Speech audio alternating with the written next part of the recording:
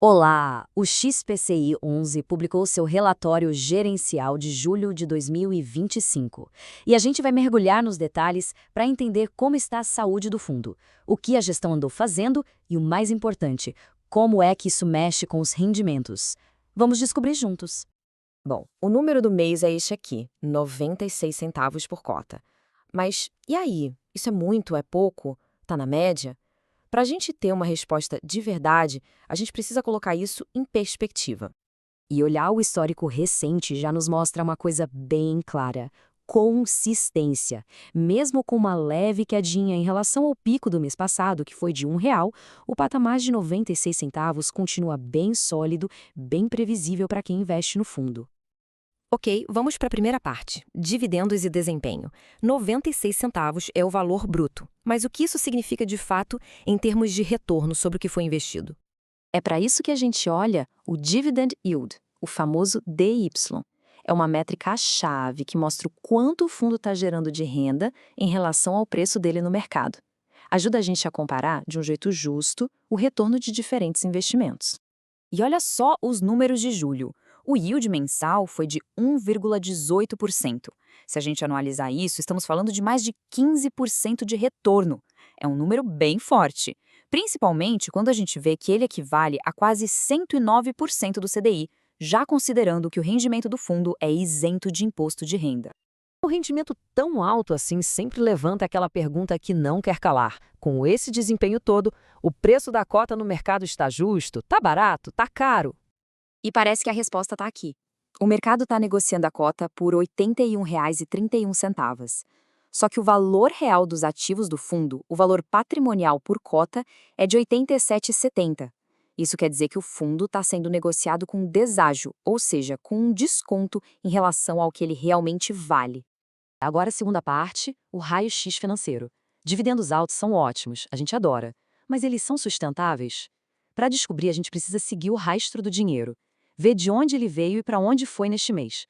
Olhando o fluxo de caixa de julho, a gente vê que o fundo gerou quase R$ 9 milhões em receitas, vindas principalmente dos CRIs. Depois de pagar todas as despesas, sobrou um resultado de caixa de um pouco mais de R$ 8.200.000. E aqui tem um ponto de atenção. O fundo distribuiu R$ 8.350.000, ou seja, um pouquinho acima dos R$ 8.200.000 que ele gerou em caixa. Para cobrir essa diferença, foi usada uma pequena parte das reservas. Não é um problema por agora, já que o fundo ainda tem quase 7 milhões guardados, mas é algo para a gente ficar de olho. Certo. Agora vamos para a terceira parte, o coração do fundo. Vamos mergulhar na carteira de CRIs para entender de onde vêm tantos rendimentos quanto os riscos. E a carteira é bem focada em ativos que acompanham a inflação. Mais de 80% dos CRIs estão ligados ao IPCA. Isso posiciona o fundo muito bem para se beneficiar de cenários de alta de preços na economia. E não é só a exposição à inflação, não. A taxa média que o fundo conseguiu nesses ativos é de IPCA mais 6,79% ao ano. Essa combinação de inflação com uma taxa real bem alta é o principal motor por trás daquele yield de 15% que a gente viu lá no comecinho. E a gestão não ficou parada em julho, não. A gente vê aqui uma movimentação bem estratégica. O fundo vendeu 2 posições, Sicredi e MRV Flex, para alocar R$ 15 milhões num CRI novo, JK Square. E o mais atrativo, uma taxa altíssima de IPCA mais 9%. É uma busca clara por ainda mais rentabilidade. Falando de risco agora, o relatório atualiza a situação do CRI da Casas Bahia. A empresa está em recuperação extrajudicial, mas o ponto mais importante, segundo o gestor, é que a dívida vai ser reestruturada sem haircut, ou seja, sem perdas no valor principal que o fundo investiu. É uma notícia que traz um certo alívio, pelo menos por enquanto. Agora, a quarta parte, sobre a carteira de FIIs. Além dos CRIs, que são o foco principal, o fundo também investe em outros fundos imobiliários. É uma posição menor, mais tática, que ajuda na diversificação e a gerar uma receita extra. Essa carteira de FIIs, que vale mais de R$ 31 milhões, tem o foco bem claro. Ela está concentrada em outros fundos de papel, assim como o próprio XPCI 11. As maiores posições são MCCI 11, BTCI 11 e RVBI 11. Em julho, a gestão não mexeu nessas posições, o que mostra confiança na estratégia desses fundos parceiros. E para fechar, nossa quinta parte, veredito e perspectivas.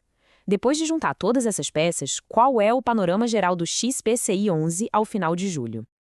De um lado, o fundo mostra pontos muito fortes. Um dividend yield robusto, uma gestão ativa que está sempre buscando boas oportunidades e uma exposição à inflação que protege a carteira. Do outro lado, tem alguns pontos de atenção. A negociação abaixo do valor patrimonial, o caso específico da Casas Bahia para continuar monitorando e a distribuição que usou um pouquinho das reservas. E o próprio gestor parece responder algumas dessas questões no relatório. Ele reforça que a estratégia é justamente usar a experiência deles em criar as próprias operações para gerar ganho de capital que se transforma em retornos recorrentes, e não só em lucros que aparecem uma vez ou outra. Isso nos leva à pergunta final. Com uma gestão buscando ativamente taxas maiores e um yield tão robusto, esse desconto no preço da cota é uma clara oportunidade de compra? Ou será que é um sinal de que o mercado está enxergando riscos que ainda não estão tão claros para todo mundo? Fica aí a reflexão.